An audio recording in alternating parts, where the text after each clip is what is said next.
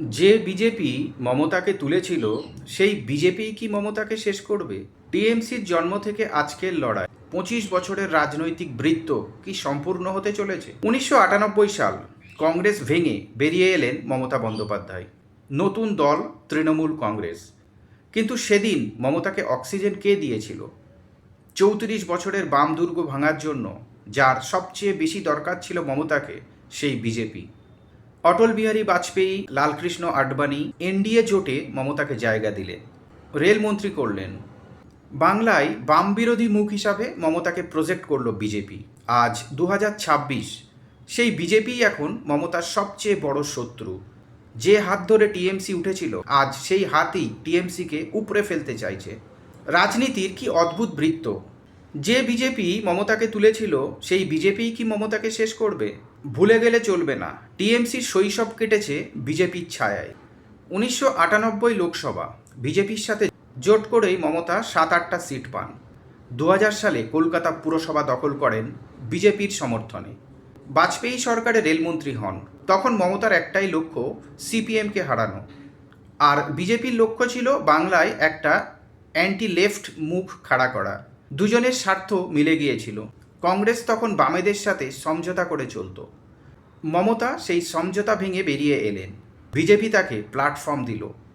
মানে সোজা হিসাব, সিপিএমকে হারাতে বিজেপি মমতাকে ব্যবহার করেছিল, আর মমতা সিপিএমকে হারাতে বিজেপিকে ব্যবহার করেছিল। 2006 থেকে 2009 সময়টা মমতা এনডিএ ছেড়ে ইউপিএ সরকারের সাথে জোট বাঁধলেন, কারণ তখন বাংলায় বিজেপির কোনো সংগঠন ছিল না। মমতার জেতার জন্য কংগ্রেসকে দরকার ছিল। 2011 সালে কংগ্রেসের সাথে জোট করে 34 বছরের বামফ্রন্টকে হারালেন। কিন্তু খেয়াল করুন, 1998 থেকে 2011, এই 13 বছর মমতার উত্থানের পিছনে জাতীয় দলগুলোর সমর্থন ছিল। একা টিএমসি কোনোদিন কিছু করতে পারেনি। প্রথমে বিজেপি, তারপর কংগ্রেস। 2014 সালে নরেন্দ্র মোদী প্রধানমন্ত্রী হলেন। বাংলায় বিজেপির ভোট 2% থেকে 17% হয়ে গেল। মমতা বুঝলেন এবার খেলা ঘুরছে। যে বিজেপি একসময় তাকে রেলমন্ত্রী বানিয়েছিল, সেই বিজেপি এখন তার চেয়ারে টার্গেট করেছে। 2016 বিধানসভা বিজেপি 3টে সিট, 2019 লোকসভা বিজেপি 7টা সিট, আর 2021 বিধানসভায় বিজেপি পেল 77টা সিট। প্রধান বিরোধী দল হিসাবে বিজেপি উঠে এলো বাংলায়। 10 বছরে 3 থেকে 77, এই উত্থান কিভাবে হলো? টিএমসির 10 বছরের শাসনে তৈরি হওয়া ক্ষোভ, চাকরি নেই, তোলাবাজি, কাটমানি, সিন্ডিকেট, শিক্ষক নিয়োগ দুর্নীতি, এইসব ইস্যুকে হাতিয়ার করেছে বিজেপি। মানে টিএমসি নিজের হাতে নিজের শত্রু তৈরি করেছে।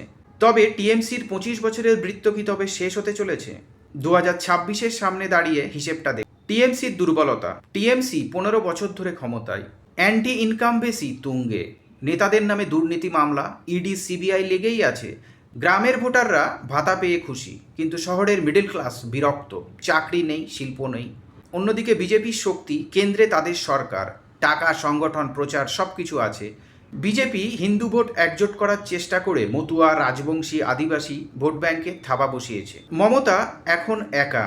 কংগ্রেস বাম জোট তার বিরুদ্ধে, বিজেপি তার বিরুদ্ধে, আইএসএফও ভোট কাটছে। মমতার ভরসা শুধু নিজের ইমেজ আর মহিলা ভোট। যে বিজেপি 1998 সালে মমতাকে সিপিএমের বিরুদ্ধে লড়াই করার জন্য প্ল্যাটফর্ম দিয়েছিল, আজ সেই বিজেপি মমতার বিরুদ্ধে সিপিএমের পুরনো অভিযোগগুলোই তুলছে। স্বৈরাচারী, দুর্নীতি, তোলাবাজি, কাটমানি। রাজনীতিতে কোনো কিছু চিরস্থায়ী হয় না, কোনো চিরস্থায়ী বন্ধু বা শত্রুও হয় না, শুধু স্বার্থ আছে। 1998 সালে বিজেপির স্বার্থ ছিল সিপিএমকে হারানো, তাই মমতাকে দরকার ছিল। 2026 সালে বিজেপির স্বার্থ বাংলায় ক্ষমতা দখল করা, তাই মমতাকে হারানো দরকার। তাহলে বৃত্তটা কি সম্পূর্ণ হবে?